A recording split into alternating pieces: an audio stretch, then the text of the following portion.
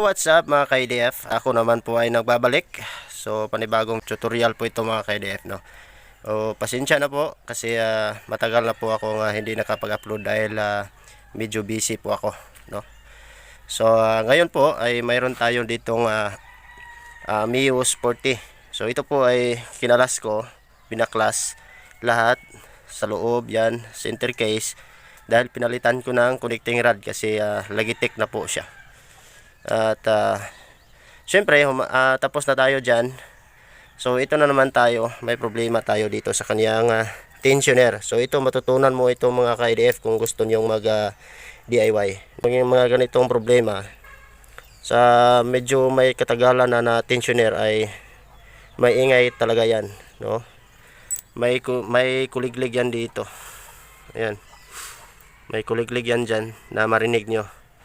Na kahit nagpalit kayo ng bagong kadena, may kuliglig pa rin dahil dito may play na po. So ikabit natin, yan. So yan, nakita nyo may play, di ba? So yan, may play talaga siya dahil medyo matagal na po itong Mio Sporty. Kaya ito ang mag-iingay. Yan. So ngayon po, ang idea natin ngayon, ituturo ko na sa inyo, no? Ang paraan natin para mapakinabangan pa ito at mas maganda ay i-manual natin. So itong tornilyo na to ay medyo mababa lang siya. Maghanap tayo ng medyo mahaba para may kasya dito sa ating sa ating time machine, no? So ito dahil medyo maliit, no, sa Mio Sporty, yung kanyang lagayan ng adjustan ng ng tensioner dito ay medyo maliit siya. So hindi kakasya itong bolt natin, itong tornilyo, yan. Okay, yan. So first step ay i-port natin ito gamit itong ating chargeable na barena. Yan.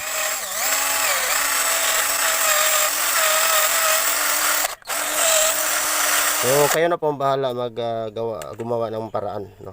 Maghanap ng paraan kung paano palakihin itong butas niya para makasya ito. So wag lang yung masyadong malaki kasi pumangit yung malaki ang play. Dapat tamang-tama lang sa sukat nitong tornilyo natin na ilagay.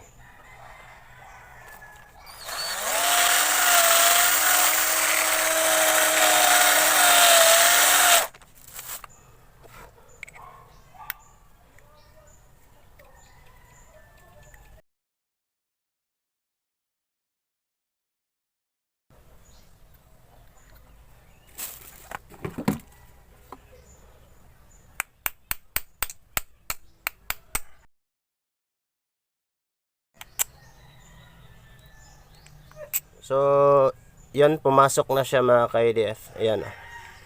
Ayan, pumasok na yung tornilyo natin. Okay? Ayan. So, okay na tong butas na to. Ngayon ay maghanap tayo ng medyo mahaba na tornilyo. Alright, so meron tayong nakita dito pero napakahaba po. Sobra. Ayan. So, dahil wala akong ibang stud, no, stud bolt, ay putulan ko lang to dito at lalagyan ko ng mga ganito sa dulo, ayan, para ito ang lumapat sa ating guide, no? So susukatin ko muna ang kanyang haba ng ating standard ito.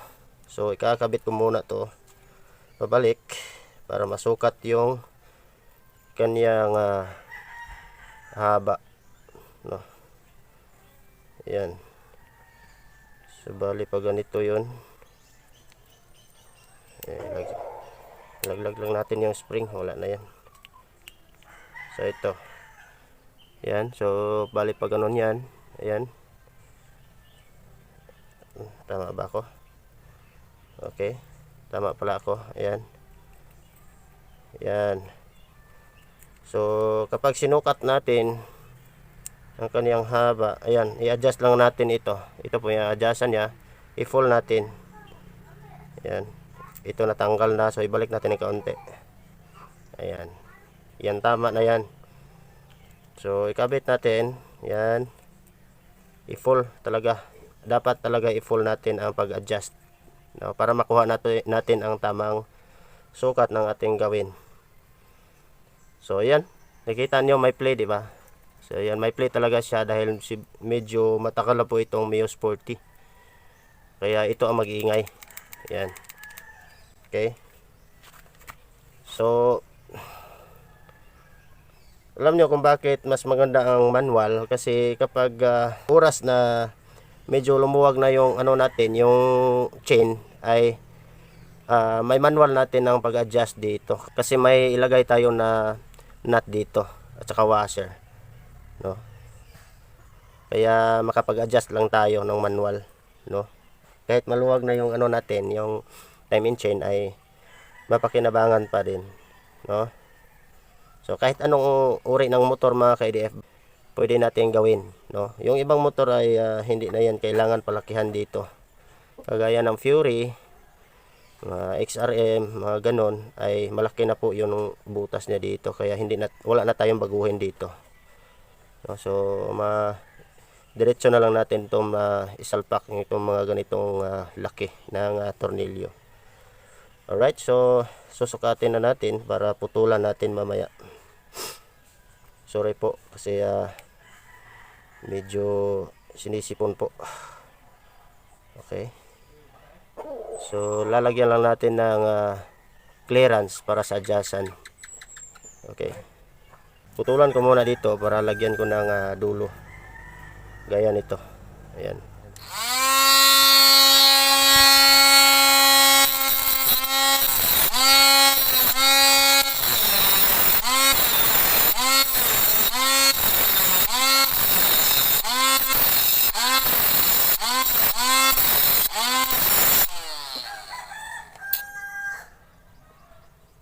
Ayan, putol na.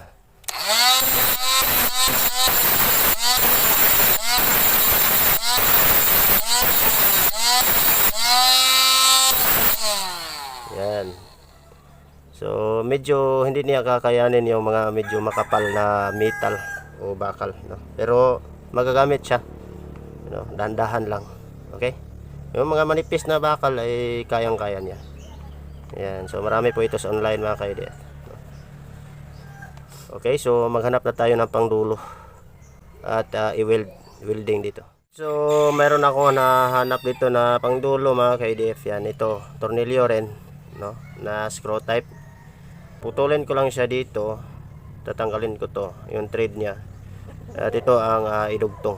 Ayan, para may dulo siya, tapos i-plane siya dito. Ayan. So pag may mahanap kayo na tornilyo na fix lang ang haba, mas maganda. Ayan, gamitan natin ang pliers kasi medyo mahirap. Oops, tumalsik. So dahil tumalsik, yan, hanap lang ako ng iba. Nawala na eh.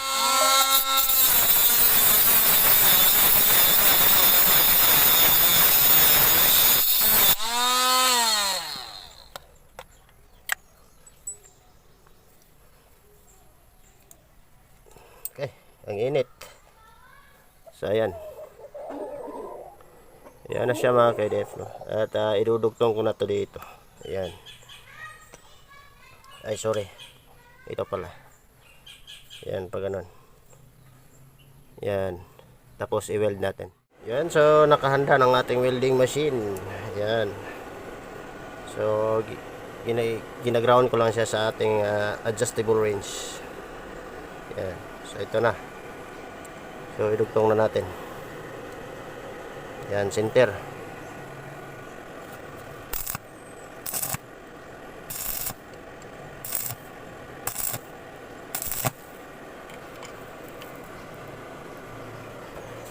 Yan.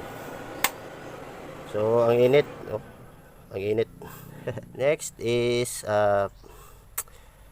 i-play natin itong pinakadulo niya. So ito lang gagamitin ko, itong power grinder, kasi hindi ito kakayanin ng aking chargeable.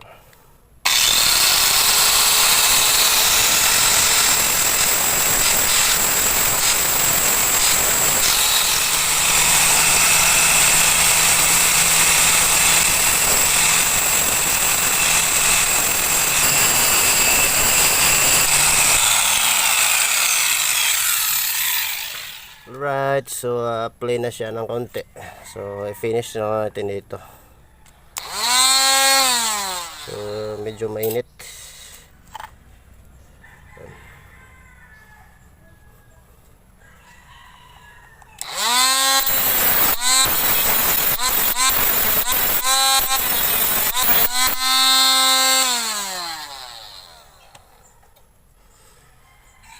So yan, ayos na siya. Ayan. So may kunting natira na sa screw niya. No? Pero okay lang yan, walang problema yan. Okay. So yan. Yan. At saka estimate natin dito. Yan. Lagyan natin ng mark. Kunti lang para hindi masira yung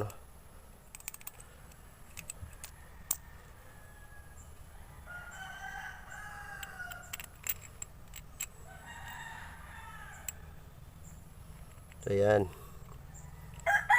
Okay. So nut na lang ang kulang at saka washer. Ito yung marking natin. So actually mamaya pag naikabit na to dito sa mismong makina ay maaring mag-adjust pa tayo nito para tamang higpit ng ating cam chain guide, para hindi umiingay yung ating timing chain area or kuliglig, no? Kasi pangit kasi kapag may kuliglig yung makina natin. At maaring makadama yan sa ibang part, matamaan niya yung ibang part ng ating makina, kaya magkaroon ng damage. Okay, so yan. So naitapat na ng kanyang ating ginawang guhit. Yan. So ngayon is isalpak na natin yan dito mga ka-IDF. Yan. So wag lang natin itong welding, kasi kapag mag-adjust tayo ay pati ito ay ang ating ikutin. So yan, salpak natin dito. Yun. Okay. Tsaka dito sa kabila, dito sa labas ay ito na ang ating ilagay na bolt. So wala pang washer, maghanap ako ng washer mga ka-IDF. Taka lang. So tempo na may washer tayo. Sigurado akong kasya to dito. Ayan. Ayun, kasyang kasya siya. So para hindi mag-leak, sigurado ay lagyan lang ng gasket oil dito. Lagyan ito. Ayan. Para siguradong hindi mag-leak. Pero kapag naglagay kayo ng gasket oil, ay dapat tamang-tama na ang kaniyang sukat doon sa makina, no? Kailangan na i-try nyo ng pagkabit para i-final nyo na mayroon ng gasket oil kapag final na. Ayan. Ito. Para hindi mag-leaking yung oil. Manigurado lang tayo. Yan, simple lang to mga ka-IDF, no? DIY lang. Marami namang nagawa nito. At mayroon ding nagbibenta. Nasa online ay may mga manual tensioner na ma-order nyo. Ayan na. Okay na. Ayan. Diba? So try natin. Try natin dito ha. Bali dito siya. Ayan. Yan, nandun na yung kaniyang dulo. Yan. Yan. So pag final ko na ikinabit ito ay i-final ko rin ang pag-adjust niya dito. Okay? So ganoon lang kasimple mga ka-IDF, no? So kapag mahilig kayo mag-DIY ay gawin niyo to. Mas maganda kasi ito kapag medyo mawalwal or maluwag na itong kadena nyo, kasi magamit nyo pa, hindi kayo basta-bastang magpalit, no? Hanggat makaya ng adjust nito ay magamit pa rin, no? Ganun lang. Okay? At ito na po siya mga ka-IDF, no? Matapos kong kinabit ang aking manual tensioner. Ayan. So yan siya, so medyo marumi pa. So linisan ko yan mamaya. Okay? So itong kanyang kadena, itong chain ay medyo maluwag na yan. Pero dahil naka-manual tayo ay mahigpit pa rin siya, no? Nakapagpahigpit pa tayo, no? So ayan, hanggang dito na lang muna ako mga ka-IDF, no? At sa susunod video na naman tayo ulit. Okay, so maraming salamat at sana may natutunan kayo dito sa aking tutorial. Okay, so thank you so much for watching.